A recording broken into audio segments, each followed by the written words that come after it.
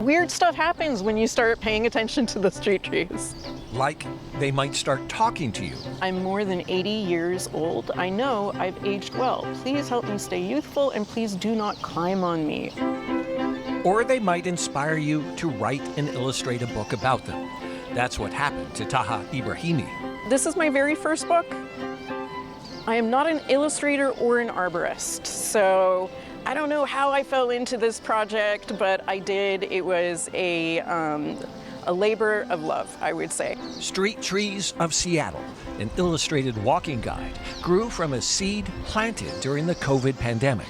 I was taking these epic walks and I was trying to make them a little more interesting for myself, so I got interested in trees. This is the third widest diameter cherry street tree in Seattle. Isn't this crazy? It looks like a big lump. Yeah, I love it. This walking guide reveals Seattle's top trees, like the city's largest population of magnolia trees in Magnolia.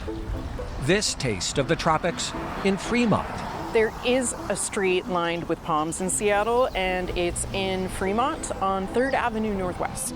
Quirky standalones. The weirdest placed tree is probably this eastern pine that is planted right in front of one person's door. It's in Wedgwood. Yes, there it is. So it just like blocks that stairway. And this Ballard blossom spot that has the same blooms, but not the same crowds as the Yoshino cherries at the UW Quad. This street is one of the few streets in Seattle that is lined with Yoshino cherries.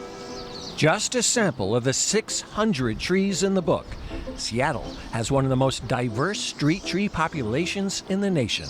So you can smell it from here, and there are only 83 eucalyptus street trees in the entire city. And each tree has a story, which Taha discovers by chatting up the neighbors. You grew up with this tree? My uncle told me that those little seeds turned into fire trucks, so I planted them. It's been a beautiful tree. It's so much fun to have.